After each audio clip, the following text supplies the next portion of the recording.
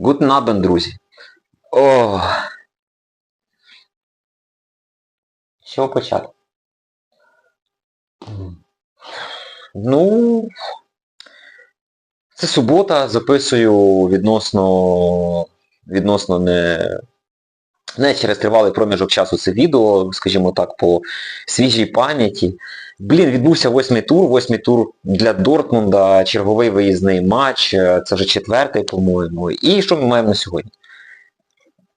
Три поразки, одна нічия, нульова. Ітого двічі по 2-1, 5-1 від Штутгарта, 0-0 із, відверто слабким, давайте говорити правду, Вердером. Все більше чути голосів вболівальників, особливо серед німецьких аккаунтів у Твіттері, про те, що Шахіну пора на вихід. Тут, ви знаєте, починаю з ними погоджуватись потихеньку. Знову, давайте говорити про те, що для Дортмунда літо було невдалим. Не знаю, я з самого початку до цієї авантюри із призначенням Шахіна ставився досить скептично і був дуже шкодував про те, що Едін Терзіч покидає команду. Хоча Едін Терзіч все одно залишався десь не однозначним тренером, на мій погляд. Але тим не менше, будь-якому тренеру потрібен час і нормальні, адекватні умови. Це по-перше. По-друге, в Дортмунді і так постійно змінюються тренери, і останнім часом там один, максимум 2 рази на рік, і це ненормально. Ненормально це. Не має так бути. От знову ви зробили всі умови, аби Терзіч покинув команду після боротьби за чемпіонство, після фіналу Ліги Чемпіонів. Що було несподіванкою для нас, для вболівальників. Напевно, для керівників, тим більше і зміна, прихід, верніше, Ларса Ріккена, він все одно сказався.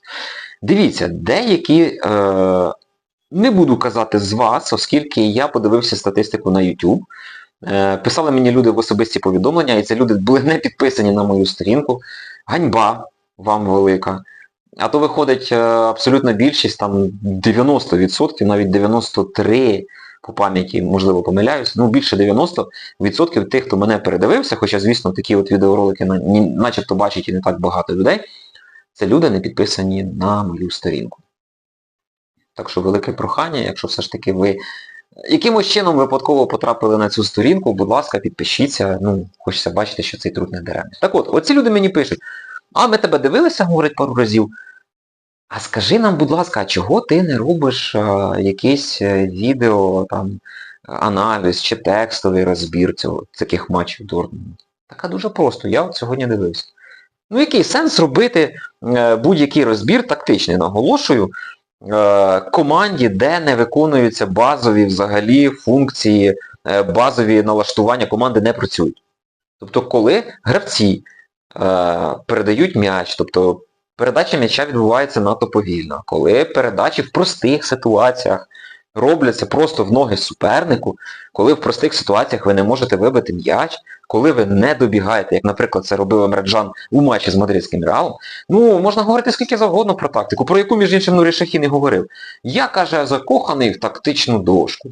Я хочу, щоб моя команда атакувала в основному через центр. Між іншим, не знаю, як раніше, наприклад, точніше знаю, але не досить впевнений, недостатньо бачив матчів тих часів, але на сьогоднішній день атака, побудова атаки сугубо через центр, виглядає, на мій погляд, досить утопічно, оскільки теперішні команди намагаються грати досить плотно, компактно і, протиснутися. Яскравий приклад, команда Юргена Клопа, Ліверпуль, колишня команда, вони в основному атаки то будували як? Закиданнями через фланги. То навіть якщо ви подивитеся на того ж самого Гвардіолу і його Сіті, вони теж дуже активно задіють саме флангових нападників, флангових захисників, які піднімаються дуже високо. Тому побудова атаки через центр, вибачте мене, я чому казав, що я не сильно хочу згадувати там матчі 30-річної, 25 і 20-річної давнини, оскільки, будучи там школярем, будучи дитиною, звісно, я не задумався про те, яким чином я їх дивлюся.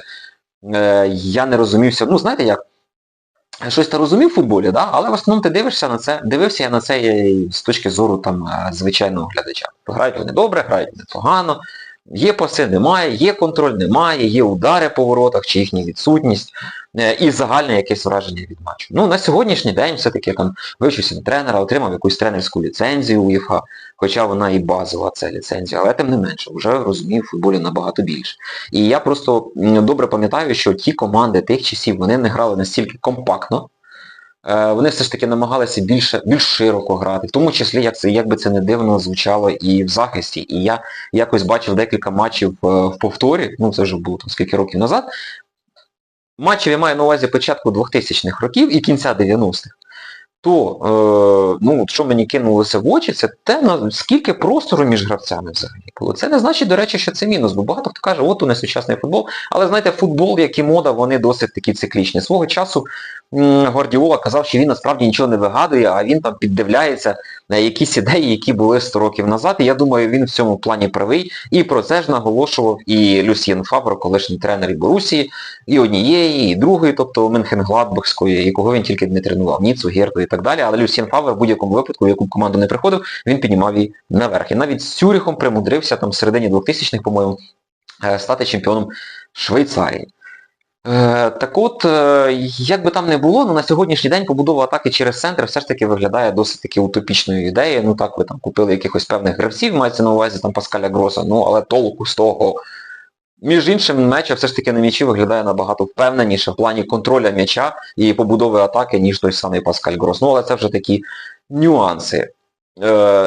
Я відійшов в сторону. Коли ми говоримо про те, що не працюють базові принципи взагалі гри у футбол, принципи, яких ще вчать на рівні ДЮСШ, на рівні дитячо-юнацького футболу. Ну то про яку тактику взагалі може бути мова? Коли немає динаміки, коли передачі робляться занадто повільно. От я дивлюся, там Ніко Шлоттербек передає пас тому ж самому Вальдемару Антону. Ну м'яч, ну поки докотиться, слухайте, на ньому вже 2 гравці висить, між іншим. Тут, в принципі, немає про що говорити. Так що питання до Нурі Шахіна залишаються. Питання до комплектування складу залишаються. Чому повилітала не така велика кількість травмованих гравців? І на заміни виходять Кабар, як же його звати, Кембл. Можливо, вони такі погані, але цим гравцям, от чому тренер повинен вміти працювати з молоддю? Тому що ти цих молодих гравців в першу чергу починаєш задіювати в тих матчах, в яких в тебе вже складається все добре. І тоді ти даєш їм якийсь певний проміжок ігрового часу, аби вони виходили, отримували свою ігрову практику. А не коли в твоїй хаті пожежа, все горить, а твій вогнегасник не налаштований. Ти його не перевіряв. У тебе є якийсь маленький вогнегасник, да, або великі поломані. Ну це я аналогію проводжу між юними зовсім футболістами, які там грали мало або не дебютували, і дорослими вже, які мають певний досвід. І в тебе є маленький вогнегасник, і такі, а давайте ми будемо гасити пожежу. Притом не перевіривши навіть, чи він працює. Коротше, сьогодні субота, сьогодні Ель Класіко, так що я вам рекомендую. Включайте Реал Мадрид-Барселона, це 100% буде цікавий матч, це 100% буде топовий матч, оскільки Барселона надзвичайно на ходу, Реал навпаки не на ходу, і та ж сама Борусія Дортмунд, яка шкутильгає на обидві ноги, між іншим це навіть продемонструвала на виїзді. І якби не питання до компетентності Нурі Шахіна, то можливо би і виграли цей матч. Так що включайте о 10-й годині. Реал Мадрид, Барселона. Насолоджуйтесь футболом, чого я вам сильно і бажаю. Так само, як бажаю тихої, спокійної ночі, оскільки нам цього дуже сильно не вистачає. Особливо, якщо ми говоримо про населені пункти прифронтові, а-ля Дніпро, Харків, Київ, хоча в якому я знаходжусь і не є прифронтовим, але кожну ніч шахеди просто вже кошмарять і, скажу відверто, я до вечора взагалі виснажений. Та, в принципі, цілий день ходиш такий і нічого не можеш зробити з цим. Гарних вихідних вам. Дивіться Бундеслігу. І не тільки Бундеслігу, дивіться будь-який якісний, цікавий футбол. Чого вам і бажаю.